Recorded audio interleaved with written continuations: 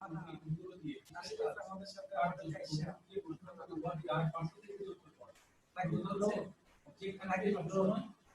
Rakib bro এসেছে।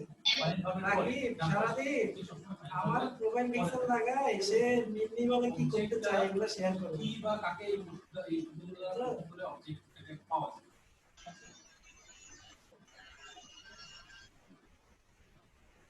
Example কি আমারে একজন আমাদের স্যার আপনার ছবি লাগায় এরা কি শেয়ার করতে এখন আই ওয়ান্ট টু বেলাল সবাই কি ইনস্ট্রাকশনটা বুঝতে পারছো? আমার কথা কি শোনা যাচ্ছে? হ্যাঁ, আমার ইনস্ট্রাকশনটা কি তোমরা বুঝতে পারছো? হ্যাঁ, আইডি গুলো অনেকে লিখতেছে দেখলাম। হ্যাঁ, আইডি গুলো লিখে দাও, আইডি গুলো একটু লিখে দাও। নিলয় কি আজকে জয়েন করছে? নিলয় আসছে? স্যার জুমের মধ্যে নাকি? না, হ্যাঁ, জুমে। এই যে এখানে চ্যাটিং একটা অপশন আছে, ওই চ্যাটিং এর অপশনে গিয়ে সবাই একটু লিখে দাও। নিলয় মনে হয় জয়েন করে নাই, ঠিক আছে? রাকিব কোথায়? রাকিব একটু তোমাকে দেখিয়ে স্যার।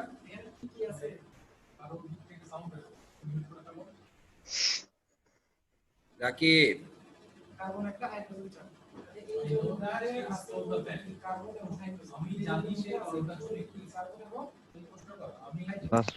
ওয়ালাইকুম আসসালাম। রাকিব তুমি একটা কাজ করো, আইডি গুলো লিখে নাও তাড়াতাড়ি, খাতার মধ্যে আইডি গুলো লিখো। আজকের জন্য ক্যাপ্টেন তুমি, খাতার মধ্যে আইডি গুলো লিখো।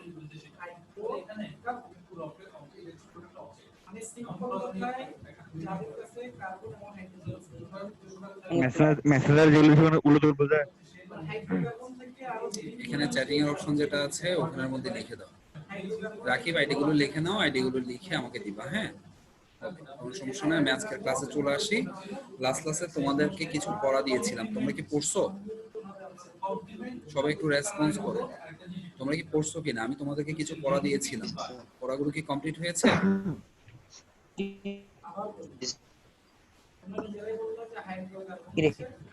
হ্যাঁ, ফরহাদকে একটু দেখতে চাচ্ছিলাম। দূর বের হয়ে যাচ্ছে। ফরহাদ,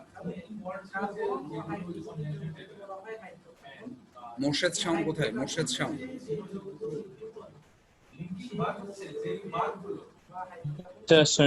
ওয়ালাইকুম আসসালাম। হ্যাঁ, মোর্শেদ শাওন, তোমার ফিনান্স বইটা একটু দেখি।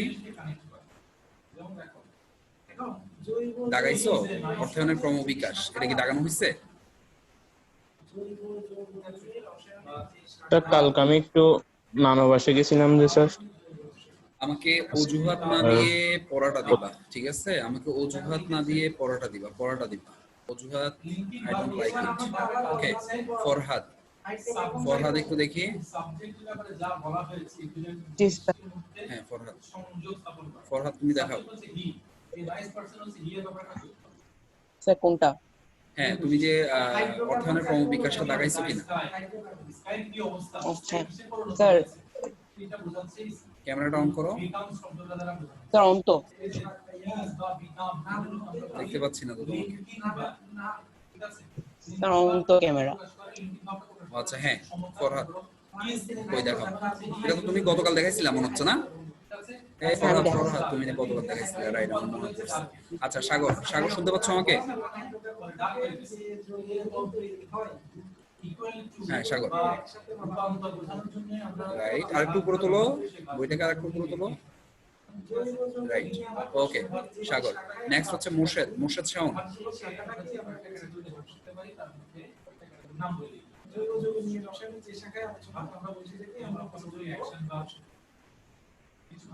মোর্শেদ শাওন আছো?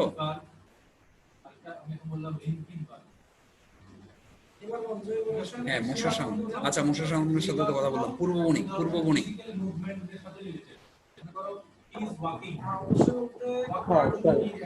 হ্যাঁ, পূর্ববণিক একটু দেখি। পূর্ববণিক পড়ছো তুমি? Very good. আচ্ছা, ঠিক আছে। নেক্সট একটু ওলি কোথায়? এই ছেলে ছবি একটা দিয়ে রাখে। ওলি,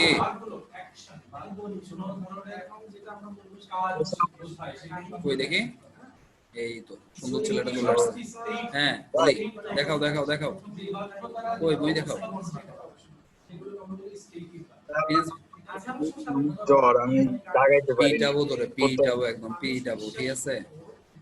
অজুহাত না, সামনে থেকে অজুহাত দেওয়া বন্ধ কর। আমি সেদিন কলেজে ছবি জমা দিয়ে আসি, স্যার আমি কলেজ ছবি জমা দিয়ে আসার পর থেকে জ্বর উঠে গেছে। আচ্ছা আচ্ছা, ঠিক আছে, টেক কেয়ার, ঠিক আছে, টেক কেয়ার। এখন একটু সিজনাল প্রবলেম তো, সবাই একটু অসুস্থ থাকবে, স্বাভাবিক।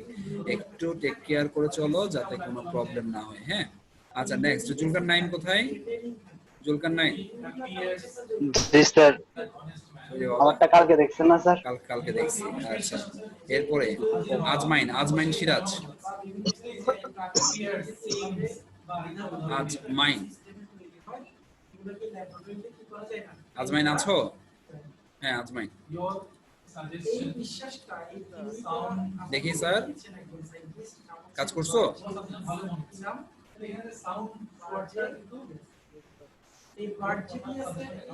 দেখতে পাচ্ছি না। হ্যাঁ, তারপরে পৃষ্ঠা, পরের পৃষ্ঠা উল্টাও। কলম দিয়ে দাগাইছো?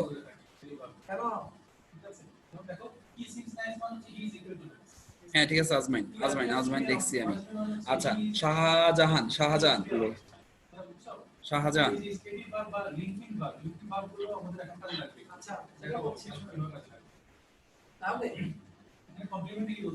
শাহজাহান কোথায়? স্কুলে, কলেজে স্যার। হ্যাঁ হ্যাঁ, কলেজে। ক্যামেরাটা অন করেন।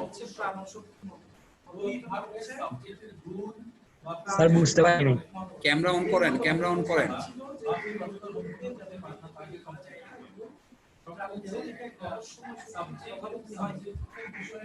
হ্যাঁ, ফিনান্স বইটা আনছেন? স্যার আনি নাই। ভালো করছেন, ভেরি গুড। আচ্ছা, ইশতিয়াক, ইশতিয়াক আলম জিসান, ইশতিয়াক আলম জিসান,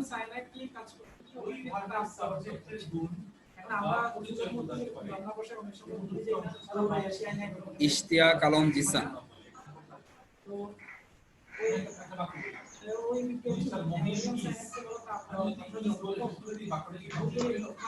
আমি তোমাদের নামগুলো সবাইকে বলছি, নামগুলো এক অক্ষরে দেওয়ার জন্য এবং আইডি দেওয়ার জন্য।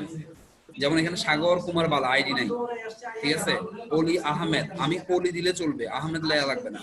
আজমাইন সিরাজ, আজমাইন দিলে চলবে। রাজেশ মল্লিক, আইডি নাই। জুলকার নাইন, আইডি নাই। মোর্শেদ শাওন, আইডি নাই, ঠিক আছে? পূর্ব বণিক, পুরো নাম দেওয়ার দরকার নাই, পূর্ব দিলে চলবে, ঠিক আছে? মোহাম্মদ রাকিব হোসেন, শুধু রাকিব দিবা। ইশতিয়াক আলম জিসান, ইশতিয়াক দিলে চলবে শুধুমাত্র, বা জিসান দিলে চলবে। রাহাত আল জামি, রাহাত দিলে চলবে। প্রত্যেকটার একটা ওয়ার্ড করবা। আমি এখন পর্যন্ত তোমাদেরকে বুঝাতে পারলাম না, স্মার্ট ছেলেগুলোকে এখন পর্যন্ত উদাহরণ পর্যন্ত লিখে দিচ্ছি। একটা ওয়ার্ড, শুধুমাত্র নামের একটা ওয়ার্ড থাকবে এবং আইডি অবশ্যই থাকতে হবে। এই জিনিসটা যাতে মিস্টেক না হয়। মাহিব, মাহিব একটু দেখি।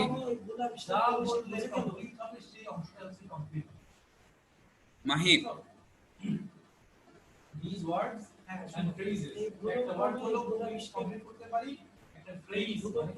পরের পৃষ্ঠা। অর্থায়নের ধারণা না, অর্থায়নের ক্রমবিকাশ দেখাতে বলছি, রাইট? পরের পৃষ্ঠাতে যাও। Good good, very good. আচ্ছা, এরপরে আর কে বাকি আছে? রাজেশ, রাজেশ।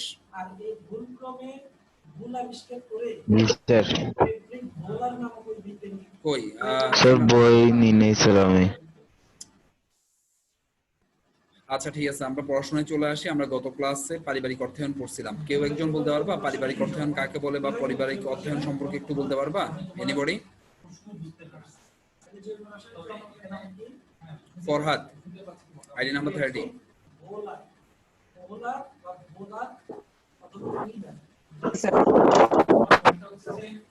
ফরহাদ কোথায়? একটু একটু সামনে আসো। জি স্যার, জি স্যার, জি স্যার, জি স্যার। আচ্ছা, ফরহাদ, গত ক্লাসটা করছিলা তো?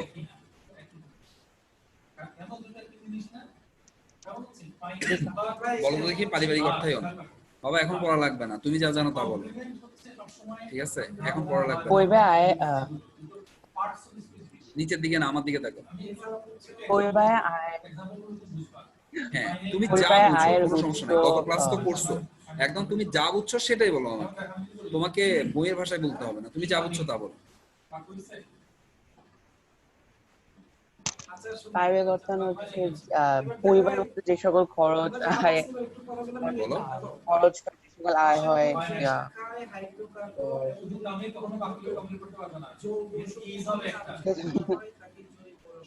আশা কি আছে বলো, তোমার তুমি বুঝছো কিনা?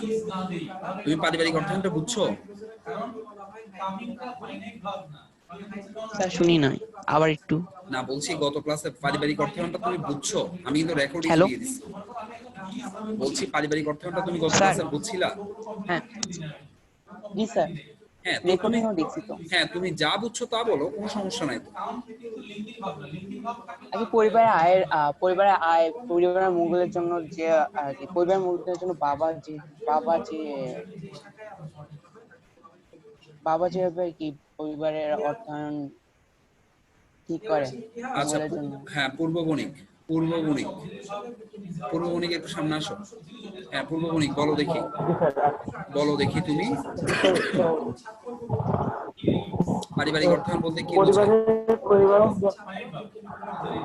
পারিবারিক অর্থায়ন বলতে পরিবারের জন্য অর্থ যোগান করা এবং এগুলো পরিবারের কোন খাতে ব্যয় করলে পরিবার লাভজনক হবে এই পরিকল্পনা। না না না না, পরিবার একটু ওয়ার্ড সিলেকশনের ক্ষেত্রে, ফিনান্স একটু ওয়ার্ড সিলেকশনের ক্ষেত্রে তোমরা একটু আরেকটু সচেতন হবে। হ্যাঁ, পরিবারের কিন্তু লাভ হয় না, পরিবারের মঙ্গল হয়। সো লাভ ওয়ার্ডটা পরিবারের ক্ষেত্রে যাচ্ছে না।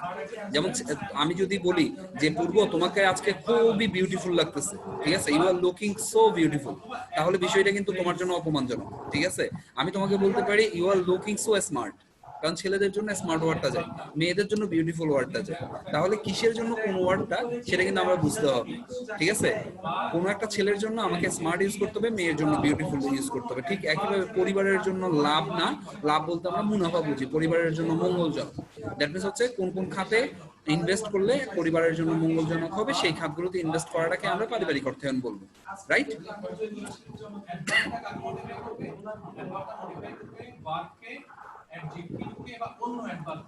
আচ্ছা, আমি একটা স্ক্রিন শেয়ার করছি, স্ক্রিন শেয়ারটা দেখতে পাচ্ছ? দেখো তো একটু, কেউ একজন রেসপন্স করো।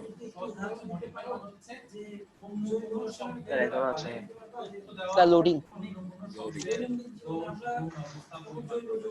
এসছে মনে হয় না? না স্যার, লোডিং এখন।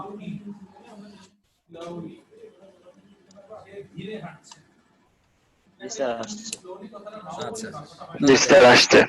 আমার কথাটা বোঝা যাচ্ছে কিনা আমাকে একটু এনশিওর করো। আমার কথাটা বোঝা যাচ্ছে? আমি শুরু করতে পারবো? জি স্যার।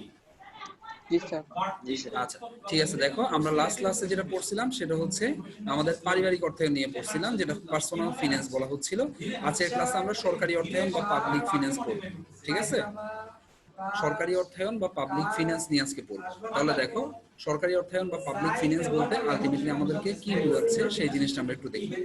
পাবলিক ফিনান্স বা সরকারি অর্থায়ন বলতে দেশের মধ্যে আমাদের প্রধানমন্ত্রী যে কাজটা করে থাকে, মাননীয় প্রধানমন্ত্রী অথবা আমাদের গভর্নমেন্ট যে কাজটা করে থাকে, সেই কাজটাকেই হলো এখানের মধ্যে সরকারি অর্থায়ন বা পাবলিক ফাইন্যান্স।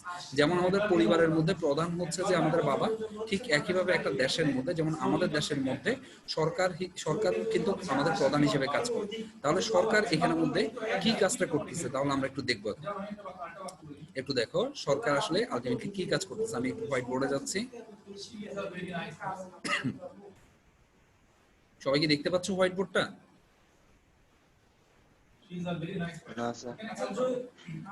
একটু রেসপন্স করবা, দেখলে মাত্র রেসপন্স করো। দেখছো এখন? আচ্ছা, শুরু করি আমরা তাহলে। যেমন হচ্ছে যে আমরা দেখছি, আমরা যখন ফিনান্স পড়ছিলাম তখন এই জায়গায় আমরা মানে হচ্ছে বিজনেস শো করছিলাম, যে এটা হচ্ছে বিজনেসের মূল উদ্দেশ্য হচ্ছে দুইটা কাজ করা। একটা হচ্ছে এখান থেকে অর্থ সংগ্রহ করতেছে, আর একটা হচ্ছে এখানে বিনিয়োগ করতেছে। কিন্তু আমরা যখন এখন সরকারি অর্থায়ন পড়ছি বা গভর্নমেন্ট ফিনান্স পড়ছি, তখন এই জায়গায় অবস্থান করতেছে সরকার। দ্যাট মিনস হচ্ছে আমাদের মাননীয় প্রধানমন্ত্রী শেখ হাসিনা এই জায়গায় এখন অবস্থান করছে, অথবা গভর্নমেন্ট এই জায়গায় অবস্থান করছে। বাবারা, এইভাবে যদি ডাক দাও তাহলে কেমন হবে দেখে বলো। লাস্টে একটু নিতে দাও না, হ্যাঁ? আচ্ছা, দেখো কেউ একটু ডিস্টার্ব করিও না, আমি একটু ক্লাসটা নিই, কারণ আমাদের লাইন লিমিটেড তো, অনেক কিছু আমাদেরকে দেখতে হবে, পড়াতে হবে। যদিও আগামী কয়েকটা ক্লাস পর আমি বোর্ডে চলে যাব, সশরীরে বোর্ডে দেখতে পারবো তোমরা। আচ্ছা দেখো, তাহলে এখানে হচ্ছে আমাদের গভর্নমেন্টটা অবস্থান করছে, এবং গভর্নমেন্টের কাজটা একটু দেখো। গভর্নমেন্টের প্রথম যে কাজটা, গভর্নমেন্ট কি করতেছে জানো? গভর্নমেন্ট প্রথমে অর্থ সংগ্রহ করবে, ধরে নাও যে অর্থ সংগ্রহ করবে। তাহলে অর্থ সংগ্রহ করার জন্য অনেকগুলো ক্রাইটেরিয়া আছে। আমরা কিন্তু ভ্যাট নামে একটা ওয়ার্ড পড়েছিলাম, ভ্যাট, যেটাকে বলা হচ্ছে ভ্যালু অ্যাডেড ট্যাক্স। ঠিক আছে, ভিএটি মানে হচ্ছে ভ্যালু অ্যাডেড ট্যাক্স, বাংলাতে বলা হচ্ছে মূল্য সংযোজন কর। এটা কি জিনিস? এটা হচ্ছে যখন তুমি একটা ড্রেস ক্রয় করতে যাও কোনো একটা শপিং মলে, ওই শপিং মলে কিন্তু একটা জিনিস দেখবা যে ড্রেসের সাথে যে প্রাইস ট্যাগটা লাগানো থাকে, ওই প্রাইস ট্যাগের ওই প্রাইসের পাশে অনেক সময় এইভাবে একটা লেখা থাকে যে ইনক্লুডিং ভ্যাট অথবা এক্সক্লুডিং ভ্যাট, এই ধরনের একটা বিষয় লেখা থাকে। দ্যাট মিনস হচ্ছে তোমাকে ওই ড্রেসটা যে ক্রয় করছো তার বিপরীতে কিন্তু সরকারকে তোমাকে ভ্যাট দিতে হবে। শুধুমাত্র ড্রেসের ক্ষেত্রে না, আমরা যখন ভালো একটা রেস্টুরেন্টে খেতে যাই দেখবা যে ওখানের মধ্যে একটা ভ্যাট দিতে হয়। ঠিক আছে, আমাদেরকে একটা ভ্যাট প্রদান করতে হয়, যেটাকে আমরা ভ্যাট বলছি। তাহলে এই যে আমরা খাওয়ার পেছনেও কিন্তু ভ্যাট দিতে হচ্ছে সরকারকে। দ্যাট মিনস তুমি এক বেলা লাঞ্চ করবা বাইরে গিয়ে, ডিনার করবা বাইরে গিয়ে, সেই জন্য সরকারকে তোমাকে ভ্যাট দিতে হবে। তো এমনকি তুমি 1 টাকার একটা চকলেট কিনলে সেটার জন্য কিন্তু ভ্যাট দিতে হয়। হয়তোবা তুমি হয়তোবা এই জিনিসটা এতদিন জানতাম না, কিন্তু আজকে জেনে নাও যে 1 টাকার একটা চকলেট দিল, ওই 1 টাকা থেকে একটা নির্দিষ্ট পয়সা সরকারি কোষাগারে কিন্তু জমা হয়। ঠিক আছে, সো সরকার কিন্তু প্রত্যেক জায়গায় ভ্যাট বসায় রাখছে, প্রথম বিষয়। দ্বিতীয় বিষয় হচ্ছে ট্যাক্স। ট্যাক্সটা কি? ট্যাক্সটা হচ্ছে যখন তুমি একটা নির্দিষ্ট সীমার উপরে ইনকাম করবা, মনে করো তোমার প্রতি মাসের ইনকাম হচ্ছে 1 লক্ষ টাকা, তাহলে প্রতি মাসের ইনকাম যদি 1 লক্ষ টাকা হয়, পুরো বছরে তোমার ইনকাম হচ্ছে 12 লক্ষ টাকা। বলা হচ্ছে একজন ব্যক্তির যদি বছরে 3 লক্ষ টাকার উপর ইনকাম থাকে, তাহলে 3 লক্ষ টাকার উপর তো তোমার ইনকাম আছে, তাহলে তোমাকে 15% ভ্যাট ট্যাক্স দিতে হবে। তাহলে সেই ক্ষেত্রে তোমাকে তোমার যে ইনকামটা হচ্ছে প্রতি বছরে, ওই বছরের হিসাবে তোমাকে একটা ট্যাক্স দিতে হচ্ছে, তাহলে সেটাও সরকারের লাভ। এরপর আসো, তুমি যদি বাইরের দেশ থেকে কোনো ধরনের প্রোডাক্ট আনতে চাও, যেটাকে আমরা আমদানি বলছি বা ইম্পোর্ট বলছি, সেই জন্য তোমাকে সরকারকে ট্যাক্স দিতে হবে।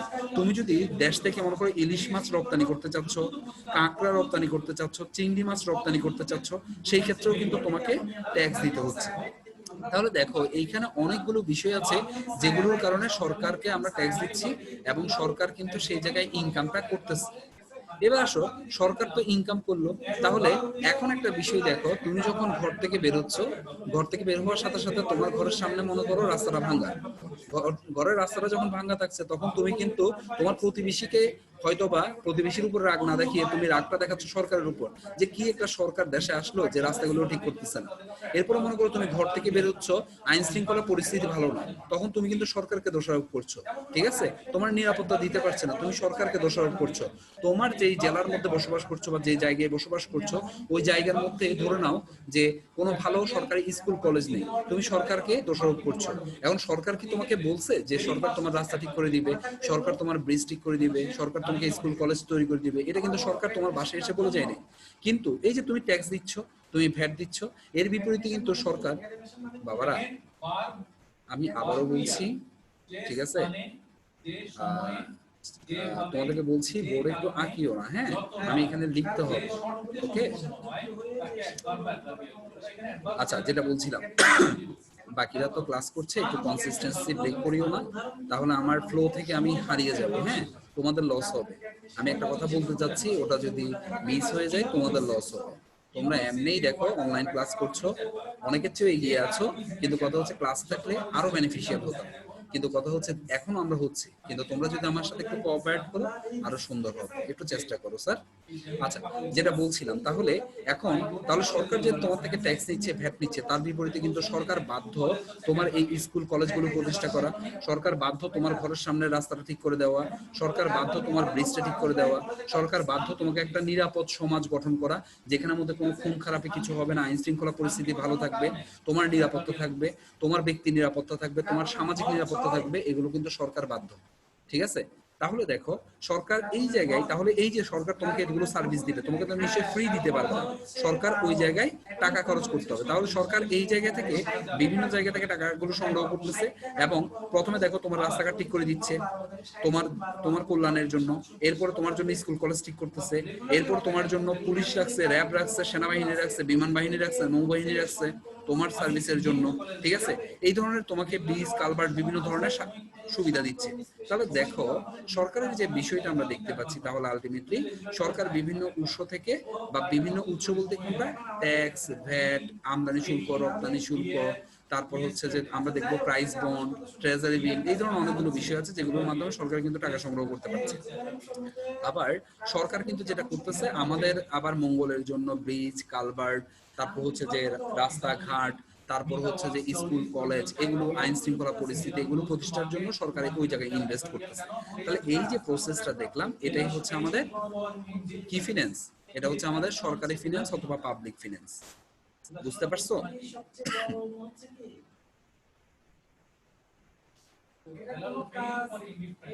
এবার রেসপন্স করো, বুঝতে পারছো কিনা?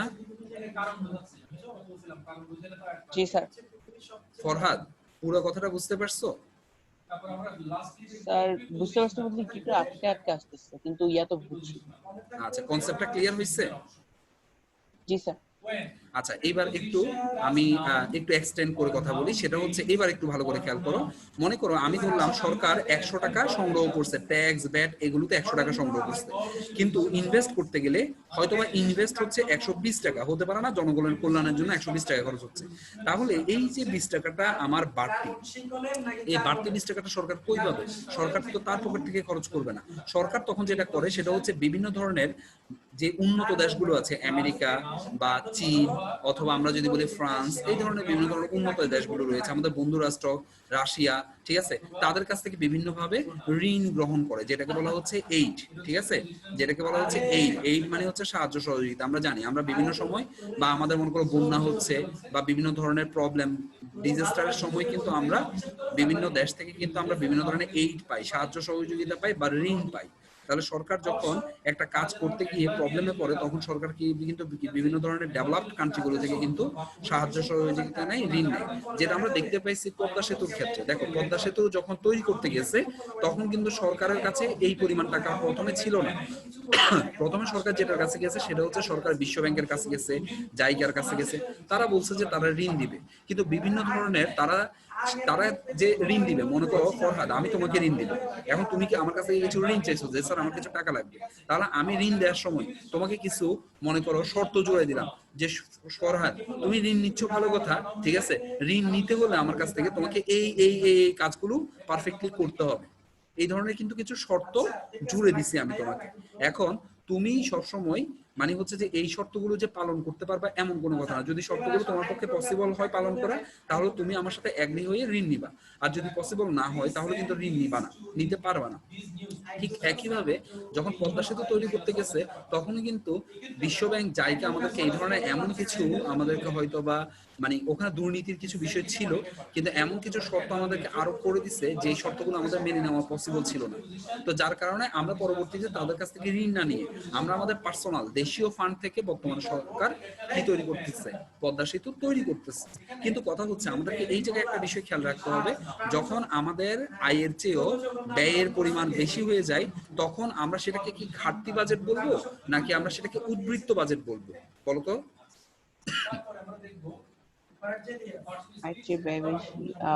ঘাটতি বাজার। ভেরি গুড, ঘাটতি বাজেট বলবো। দ্যাট মিন্স হচ্ছে আমার যে পরিমাণ ইনকাম, আমার ইনকাম হইছে 100 টাকা কিন্তু আমার খরচ হইছে 120 টাকা, তাহলে আমার বাড়তি খরচ হইছে। তাহলে বাড়তি খরচ মানে হচ্ছে মনে করো তোমাকে বাজার করতে দিছে, বাজার করার জন্য তোমার বাবা 100 টাকা দিছে, কিন্তু বাজারে গিয়ে দেখতেছো তোমার খরচ হয়ে যাচ্ছে 120 টাকা, তাহলে তোমার ঘাটতি আছে, মানে তোমার কাছে যে পরিমাণ ব্যালেন্স আছে সেই পরিমাণ ব্যালেন্স দিয়ে কুলাচ্ছে না, এটাকে বলা হচ্ছে ঘাটতি। যখন আয়ের চেয়েও ব্যয় বেশি হয় তখন আমরা সেটাকে ঘাটতি বলি। আর এই জায়গায় হচ্ছে যে দেশের জন্য ঘাটতি বাজেট। তাহলে ঘাটতি বাজেট যখন হয় তখন সরকার কিন্তু কি করে, ঋণ নেয় বা বিভিন্ন ধরনের সাহায্য সহযোগিতা নেয়। কার থেকে নেয়? বিভিন্ন ধরনের বৈদেশিক যেই প্রতিষ্ঠানগুলো আছে, সংস্থাগুলো আছে, অথবা বিভিন্ন ধরনের উন্নত যে দেশগুলো আছে যারা খুব স্বয়ংসম্পূর্ণ তাদের কাছ থেকে ঋণ নেয়। এটা হচ্ছে একটা বিষয়। এবার আসো, যদি আমার কাছে দেখো 100 টাকা আছে কিন্তু আমার খরচ হচ্ছে 80 টাকা, তাহলে এই যে আমার 80 টাকা খরচ হইলো, তাহলে সেই ক্ষেত্রে এই যে 20 টাকা আমার রয়ে গেছে, এটাকে কি আমি ঘাটতি বাজেট বলবো নাকি উদ্বৃত্ত বাজেট বলবো? উদ্বৃত্ত বাজার।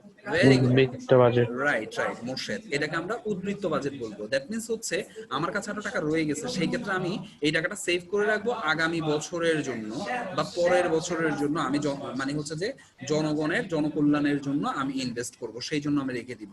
তাহলে এই যে আমাদের মানে হচ্ছে যে সরকারি অর্থায়ন, এই সরকারি অর্থায়নে আমরা দুইটা জিনিস দেখলাম, একটা হচ্ছে মানে হচ্ছে যে ঘাটতি বাজেট দেখলাম এবং আমরা উদ্বৃত্ত বাজেট দেখলাম। এখন বাজেটটা কি জিনিস? বাজেটটা হচ্ছে স্যার মানে হচ্ছে যে তুমি ভবিষ্যতে যে তোমার একটা ইনকাম হবে এবং তোমার যে একটা এক্সপেন্স হবে, এই দুইটা ভবিষ্যতে হবে, এখন কিন্তু হয় নাই, সেটা নিয়ে তোমার একটা পরিকল্পনা। কিরকম পরিকল্পনা? দেখো, আমরা যখন কোনো একটা শার্ট ক্রয় করতে যাই তখন যখন বিক্রেতা আমাদেরকে একটা প্রাইস বলে, মনে করো আমি হকার মার্কেটে গেলাম, আমি মনে করো সানমারে গেলাম, আমি মনে করো আখতারুজ্জামানে গেলাম, ঠিক আছে? তাহলে আমি যখন ওখানে গেলাম, আমি একটা যখন শার্ট ক্রয় করতে গেছি, তখন সেলারে একটা প্রাইস বলে আমাদেরকে যে স্যার শার্টটার দাম হচ্ছে যে ১৫০০ টাকা, বা শার্টটার দাম হচ্ছে ১০০০ টাকা, বা শার্টটার দাম হচ্ছে ২০০০ টাকা। তখন আমরা কমনলি একটা কথা বলি যে ভাই মানে হচ্ছে আমার তো বাজেট এত বেশি না, বাজেটটা আর একটু কম। তাহলে এই কথাটা কিন্তু আমরা প্রায় ব্যবহার করে থাকি যে বাজেট। তাহলে এই বাজেট মানে কি? বাজেট মানে হচ্ছে তুমি বাসা থেকে সেট করে আসছো যে আমি ১০০০ টাকার ভিতরে একটা শার্ট ক্রয় করবো। তাহলে দেখো, তুমি বাসা থেকে এখন শার্টটা ক্রয় করো নাই, কিন্তু তুমি প্রি প্ল্যান করে আসছো, পূর্ব পরিকল্পনা করে আসছো যে আমি একটা শার্ট ক্রয় করবো এবং সেটার দাম ১০০০ টাকা হবে। তাহলে এই যে পূর্ব পরিকল্পনার কিসের? যে কোনো কিছুর না, তোমার আর্থিক পূর্ব পরিকল্পনা। মানে ইন ফিউচারে তুমি কত টাকা ইনকাম করবা এবং কত টাকা খরচ করবা এবং কোথায় কোথায় খরচ করবা। দেখো, এখন তুমি শার্টের টাকা কি প্যান্টের ভিতরে ঢুকাইতে পারবা, বা প্যান্টের টাকা কি শার্টের ভিতরে ঢুকাইতে পারবা না। শার্টের জন্য তোমার একটা বাজেট আছে, প্যান্টের জন্য একটা বাজেট আছে। তাহলে শার্টের বাজেট যদি এক্সেস করে, তখন আমরা সেটাকে কি বলবো? ঘাটতি বাজেট। মানে তুমি শার্টের জন্য মানে ব্যয় করবা, চিন্তা করছো ১০০ টাকা বা ১০০০ টাকা, কিন্তু তোমার শার্টের দাম আসতেছে ১২০০ টাকা, সেই ক্ষেত্রে তোমার ঘাটতি বাজেট।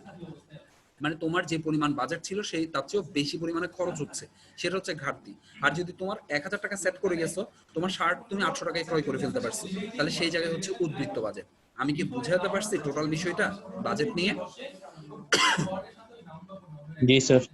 আচ্ছা, এবার তাহলে আমরা যদি এই প্রসেসটা টোটাল প্রসেসটা বুঝে থাকি, এবার আমরা আমাদের ফিনান্স বুকে একটু চলে আসি।